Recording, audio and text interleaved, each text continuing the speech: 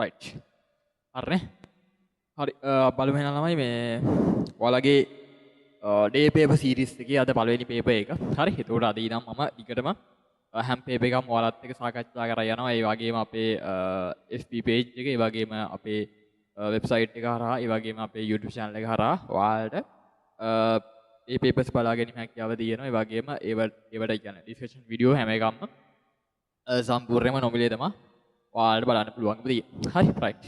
අපි නම් බලන් යන ළමයි මේ day paper එක හරි. day paper එක හරි. මේක විභාග ගානක් හරි. ඒක 2000 මට මතක නැහැ. විභාග ගානක් අපි ඒක සම්පූර්ණයෙන් සාකච්ඡා කරලා ඒක පොඩ්ඩක් ලොකු ගානක් මම හිතන්නේ පොඩ්ඩක් දිග වෙයි. මේ පළවෙනි ගාන පොඩ්ඩක් ලොකුයි. අපි සම්පූර්ණයෙන් සාකච්ඡා කරා යමු. right. මම අය ගාන කියවන්න යන ළමයි හරි. මම මොකද්ද වෙන්නේ කියන දේ කරන්න. මෙයාලා කියන දේක් තියෙනවා ළමයි A කියලා. ගෝලයක් තියෙනවා කියලා මෙයාලා කියනවා.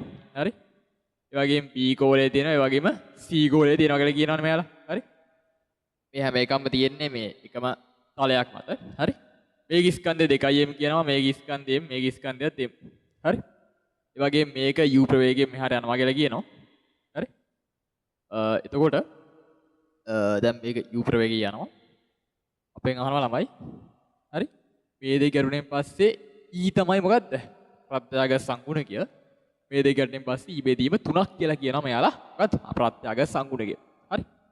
ඒක ළමයි මේ කතන්දරේ හරි.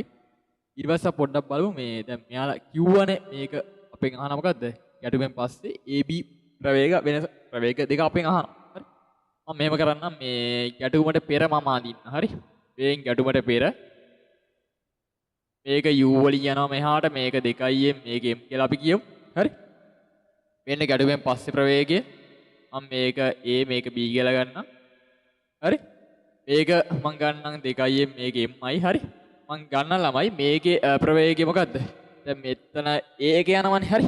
මම a කි ප්‍රවේගය b1 කියලා ගන්නම්. මේක b2 කියලා මම ගන්නවා. ෂේප් නේ ප්‍රශ්න නැහැ.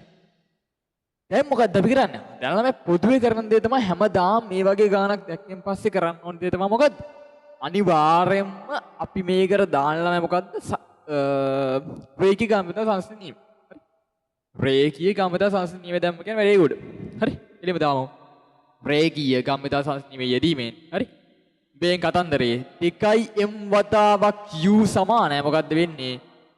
එක පැත්තට අපි සලගන්න. හරි. 2mv1 ධන mv2 හරි හැම එකම m එක තියෙනවා මම කබල් දාන්නම් 2u සමානයි 2v1 ධන v2 මේක සමීකරණාංක 1 කියලා මම කියන්නම් right ඊට පස්සේ කතානේ මොකද්ද ඊට පස්සේ අපෙන් අහන මොකද්ද දැන් v1 v2 නේ අපෙන් අහන්නේ හරි දැන් මෙයාලා අපිට කිව්වනේ මේකේ ප්‍රත්‍යාග සංගුණකයක් ගැන හරි ප්‍රත්‍යාග සංගුණකය කතා වෙන්නේ මෙන්න මෙහෙම හරි දැන් මම ඕන පොඩ්ඩ හොඳට වහගන්න. දැන් හිතන්න ඔයා අත ගත්තා නේ. අත ගත්තා. අත අරගෙන ඔයා අරන් යනවා මෙන්න මේ AB දෙකේ මැදට. හරි. අත අරන් යනවා AB දෙකේ මැදට. හරි. අත ඔයා මෙහාට අරන් යනවා මේ. අත ඔයා මෙහාට අරන් යනවා. හරි. දැන් මේ කියන්නේ V2 මෙහාටනේ. හරි. V2 මෙහාට යද්දි අතත් එහාටම යනවා නේ මේ. V2 මෙහාට යනවා අතත් එහාටම යනවා මේ. V1 මෙහාට එනවා අතත් හැප්පෙනවා මේ. අතේ වැදෙනවා නේ. මේ අතත් එක්ක යද්දි අපි ධන කියලා ගන්නවා අත නැතුව එද්දි මේ අත හතේ හැප්පෙනවනේ මේකෙද්දි ආයෙත් ඍණ කියලා ගන්න මම ඒක පස්සේ කියන්න මොකද වෙන්නේ කියලා මම පාඩමේ සම්පූර්ණ සාකච්ඡා කරා මේක හරි මම කෙලිම ගන්න එහෙනම් මේක v2 v2 ඍණ මේක v1 ඍණනේ ඍණ v1 සමානයි හැම වෙලේම ඍණමයි ඍණ ඊවතා මේ ප්‍රත්‍යාග සංගුණකේ වතාවක් මෙන්න ඒකත් ඒ වගේමයි මේ අතේ හැප්පෙනවා මම මේක එළියට අරන් එන්නේ අතේ හැප්පෙනවා කියන ඍණ u එකක් වෙන මේ සමීකරණාංග මේක සමීකරණ කියන්න පොඩ්ඩයි ආයි පාර v2 ඍණ v1 සමානයි eu සමීකරණාංග දෙක කියලා මම ගත්තා හරි මම දැන් මේ 1 දෙයක් සුදු කරන ළමයි මම මේක 1 දෙයක් සුදු කරන්නම් මෙතන මට එනවා මම මේ දෙක එකතු කරන්නන්නේ එකතුනේ අඩු කරන්න හරි එකෙන් දෙක අඩු කරනවා කෙලිමෙන මට 3යි v1 එකක් කියනවා සමානයි මොකද්ද 3යි v1 එකක් කියනවා 2යි u ඍණ eu නේ හරි v1 වල මොකක්ද දෙන්නේ v1 වලට අගයක් කියනවා u බෙදීම 3යි 2 ඍණ e u බෙදීම 3යි 2 ඍණ e හරි මෙන්න v1 වල අගේ ඒ වගේම මම ඒක ආදේශ කරන්න ළමයි v2 ට V2 වලට නම මොකද්ද? V2 වලට නම 2u බෙදීම 3යි. V2 සමානයි 2u බෙදීම 3යි. මේක සුළුලෙන් පස්සේ මොකක්ද දෙන්නේ? 1 ධන e 1 ධන e. හරි 1 ධන e. හරි. ඊගල මම ඔයා මේක V2 V1 එක ආදේශ කරෙන් පස්සේ කෙලින්ම V2 එක එනවා. හරි. ඒක ෂේප් නේ.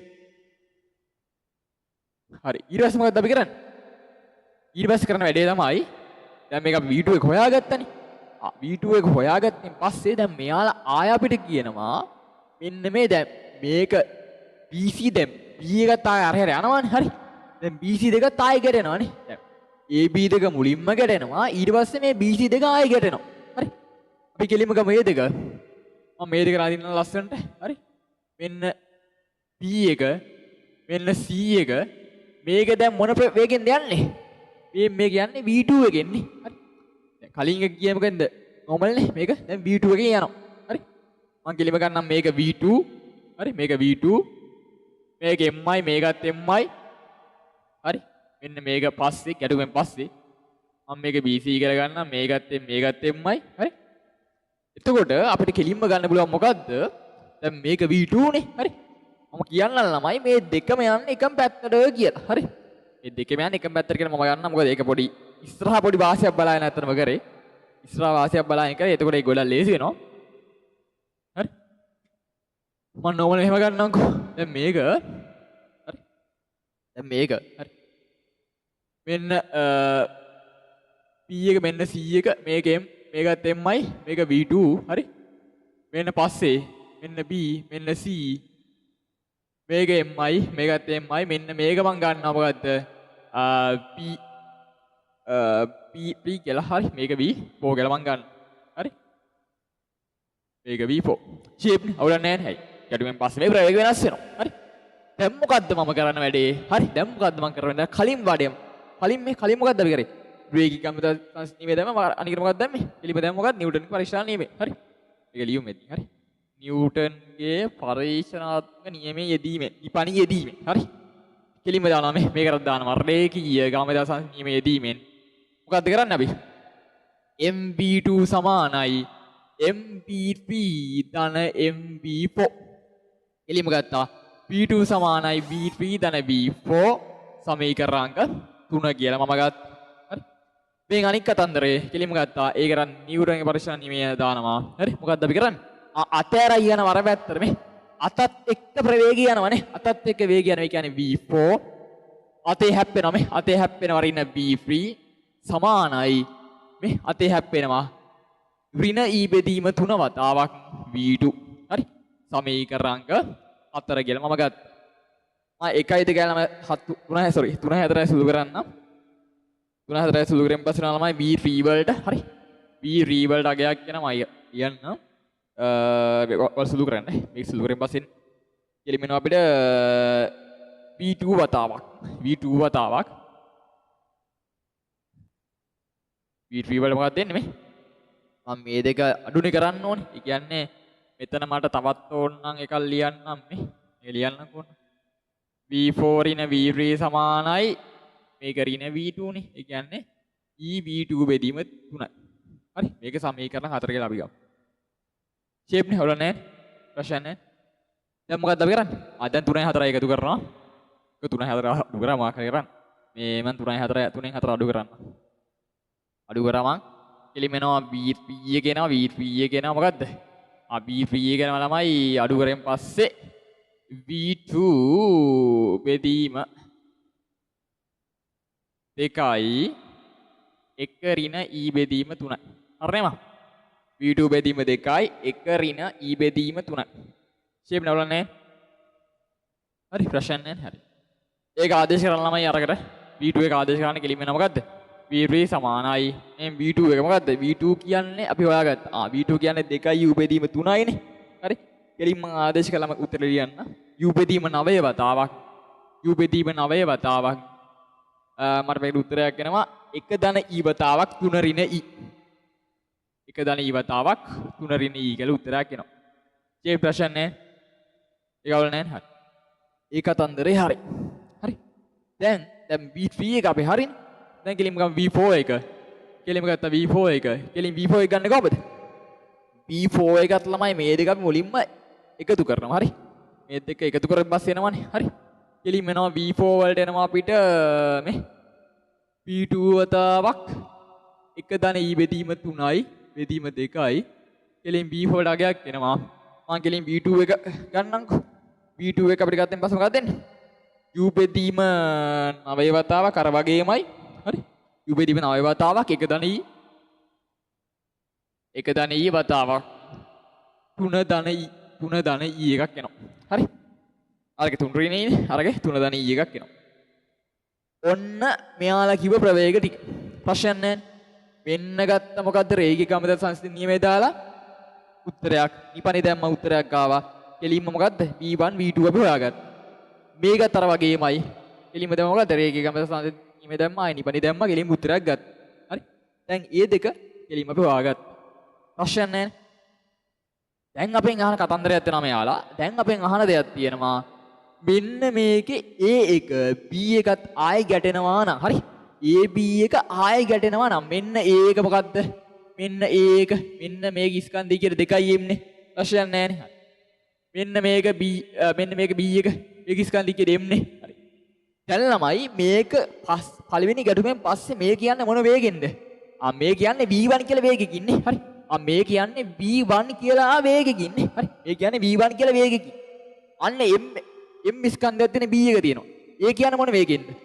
ඒක යන්නේ ළමයි දෙවෙනි ගැටුමට කලින් යන්නේ මොකෙන්ද? V2 කියලා වේගي. sorry V3 කියලා වේගකින් නේ.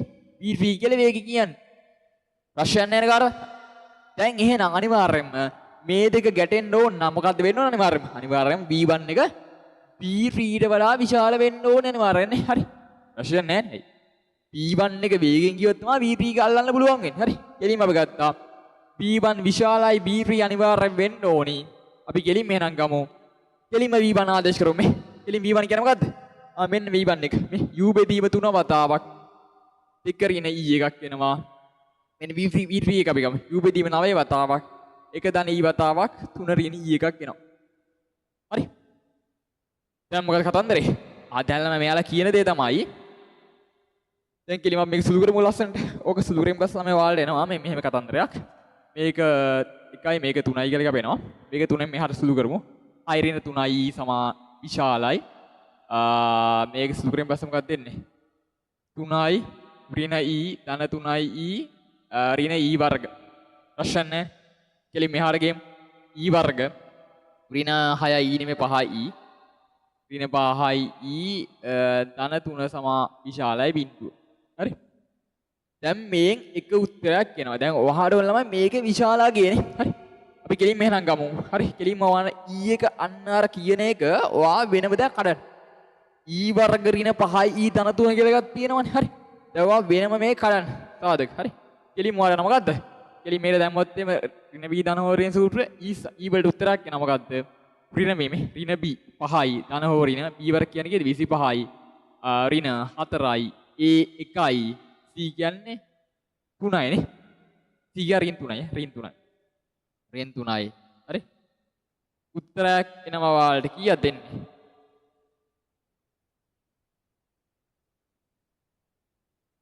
ප්‍රශ්න නැහැ නේ මේ කතන්දරේ.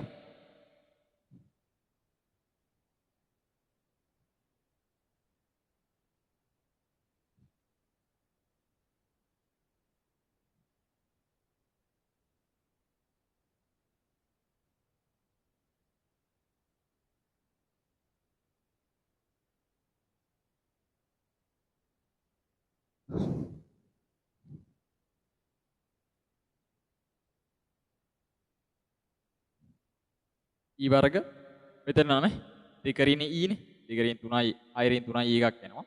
මෙතන එක ධන E කියන්නේ 3යි. මෙතන ඍණ E එකක් ධන 3යි ඍණ E වර්ග. හරි. කෙලිම ඔක්කොම එහාට ගෙනවා මේක තමයි එන්නේ. හරි. කෙලින්ම දැන් අපි මේක සුළු කරමුකෝ. මේක සුළු කරෙන් පස්සේ අපිට එනවා ඍණ B ධන හෝ ඍණ B වර්ග ඍණ 4යි A C කියන්නේ කීයද? හරි 3යි. කෙලින්ම දැම්මා. බෙදීම කීයද බෙදීම? 2යි A කියන්නේ 1යි. හරි. කෙලින්ම ගත්තා. මෙතන කීයක් දෙන්න අපිට? මෙතන අපිට එන උත්තරයක් ළමයි 5 නේ. 5 පහ ධන හෝරින මෙතන නම් 25යි 25යි 12යි. කීයද එන්නේ? හරි 25 12 කීයද එන්නේ? ඔතන අපිට එනවා වර්ගමූල 13ක් නේ. වර්ගමූල 13ක් එනවා. හරි? බෙදීම දෙකක් එනවා. හරි? දැන් මේකේ දැන් අර අපි දන්න දෙයක් වෙනවා e කියන එක සාමාන්‍ය එකටලා විශාල වෙන්නේ නැහැ නේ. අනිවාර්යයෙන්ම එකකට අඩු වෙන්න ඕනේ. හරි? එහෙනම් අපි ගොඩාක් මෙතන මේ ධන කියන එක අයින් කරලා දාමු. හරි? එහෙම ගත්තා e කියන එක සමාන වෙනවා මොකේද? පහ හරිනේ වර්ගමූල 13 බෙදීම දෙකක් කියලා අපි කෙලින්ම ගමු. හරි? දැන් මොකද්ද වෙන්නේ? දැන් අපිට කෙලින් පෙන්නන්න ඕනේ අරක. මොකද්ද? අනිවාර්යෙන් V1 එක විශාල වෙන්න ඕනේ V3 ට වඩා. හරි? කෙලින්ම අපි දානවා මොකද්ද? අනිවාර්යෙන් ඒ හින්දා මොකද්ද වෙන්න ඕනේ? අනිවාර්යෙන්ම e කියන එක පහ ඍණ වර්ගමූල 13 බෙදීම දෙකට වඩා විශාල වෙන්න ඕනේ කියලා දාන්න. හරි? කල්ලියා ගන්නම.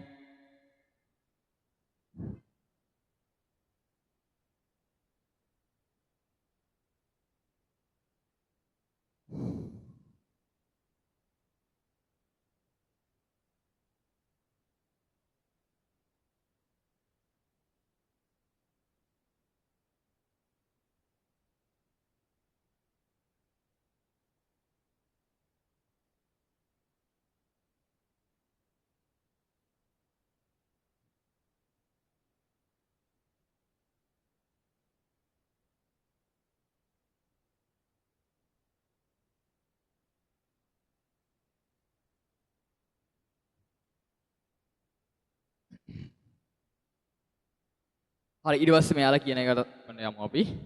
හරි මේක හරිනේ කියපනේ.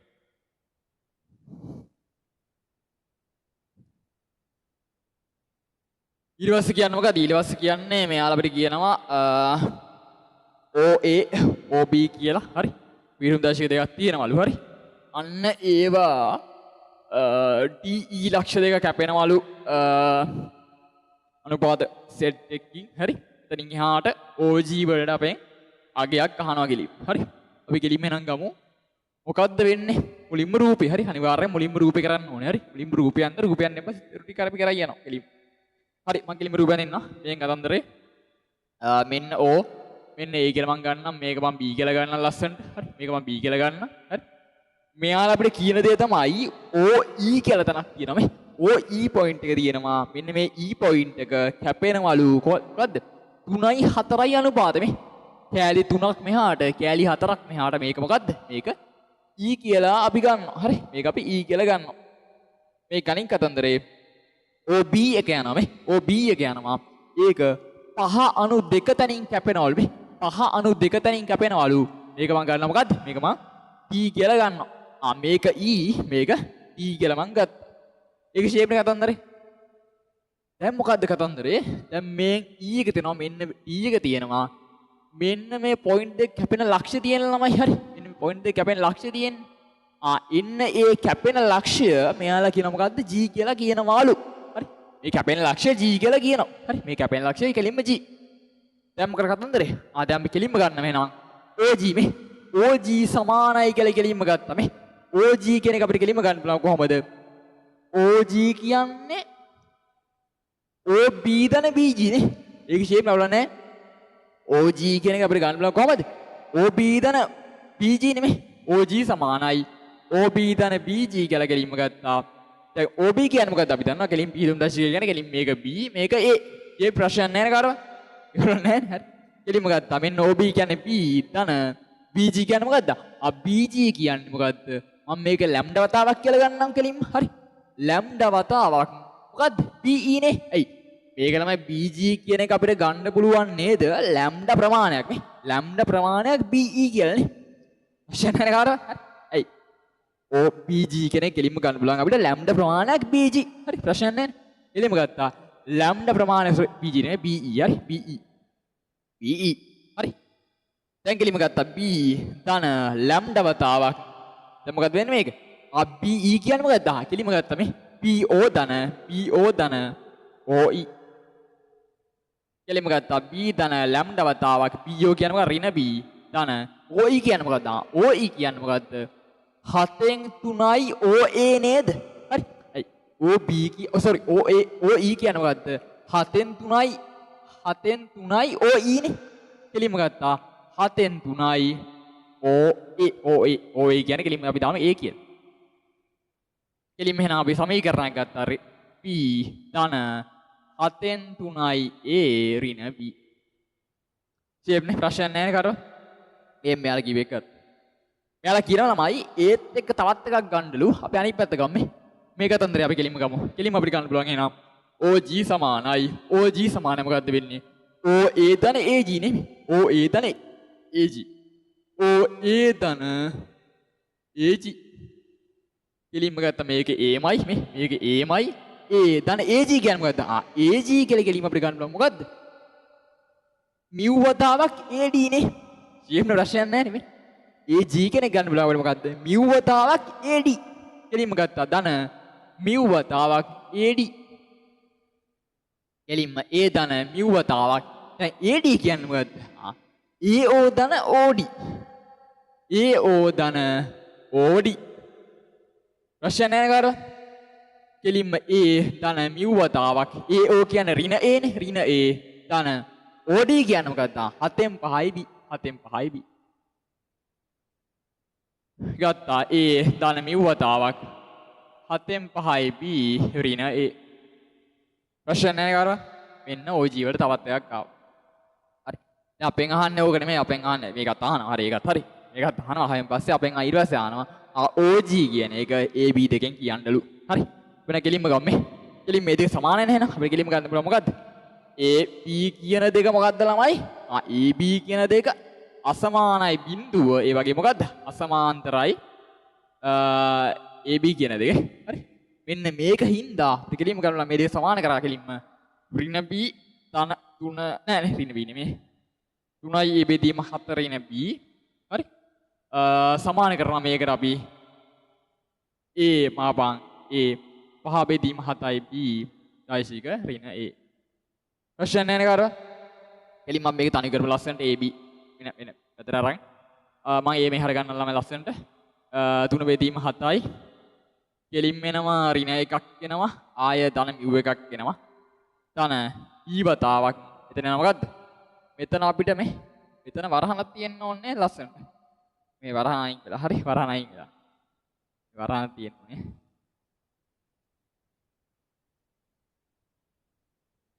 හරි. හරිනේ. මේ කියනවා 1 ඍණ ලැම්ඩා. හරි 1 ඍණ ලැම්ඩා. මෙතන එනවා අපිට මොකද්ද? ඍණ 5 බෙදීම 7යි mu එකක් එනවා. ප්‍රශ්න නැහැ කාරවා. දැන් මේන් අවුලන්නේ ෂේප් ප්‍රශ්නයක් නැහැ. හරි. කෙලින්ම මොකද්ද ගත්තේ? මෙන්න මේක මෙතනින් එළියලා කෙලින්ම සමීකරණ දෙයක් එනවා 3 බෙදීම 7යි ලැම්ඩා ඍණ 1 ධන mu සමානයි බිඳුව. සමීකරණ අපි එක කියලා ගමු. තව සමීකරණයක් කරනවා මොකද්ද? 1 ඍණ ලැම්ඩා ඍණ 5යි mu බෙදීම 7 සමීකරණාංක 2. හරි සමාන බිඳුව. හරි. සමාන වෙයි මේක වෙන වෙන සමාන කරනවා බිඳුවට. හරි. කෙලින්ම ලැම්ඩා mu වලට අගයන් දෙකක් කරනවා ළමයි ලස්සනට. මොකද අගයන් දෙක? කෙලින්ම සුළු කරන්න ඕක ලැම්ඩා වලට අගයක් කරනවා මොකද්ද? ලැම්ඩා සමානයි 7 බෙදීම 17ක් වෙනවා. හරි. ලැම්ඩා සමානයි 7 බෙදීම 17ක් වෙනවා. mu සමානයි කීය දෙන්නේ කියන්නේ? mu වලට අගයක් කියනවා මේ ටික සුළු කරෙන් පස්සේ.